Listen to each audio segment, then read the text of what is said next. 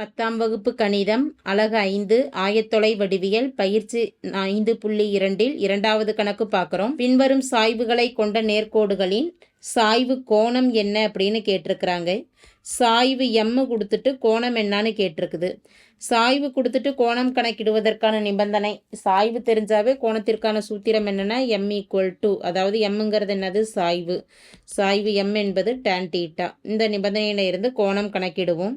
இதில் ஃபஸ்ட்டு சப்டிவிஷனில் கொடுக்கப்பட்டிருக்கக்கூடிய கோணம் சாய்வோட மதிப்பானது 0ன்னு கொடுத்துருக்குறாங்க. அப்போ எம் ஈக்குவல் டு என்ன மதிப்பு 0. எம்ங்கிறது எதுக்கு சமம் tan θ. tan θ equal to 0. தீட்டாவோட எந்த டிகிரியோட மதிப்பு 0 அப்படின்னா 0 டிகிரியோட மதிப்பு 0. அப்போ சாய்வு கோணம் θ என்பது 0 டிகிரி ஆகும். அடுத்து இரண்டாவது சப்டிவிஷனில் கொடுக்கப்பட்டிருக்கக்கூடிய சாய்வின் மதிப்பானது 1ன்னு கொடுக்கப்பட்டிருக்கு. சாய்வு எம் என்பது 1. எம் என்பது tan θ ஈக்குவல் டு 1. டேனோட எந்த டிகிரியின் மதிப்பு 1 அப்படின்னா 45 டிகிரியின் tan 45 டிகிரி 1.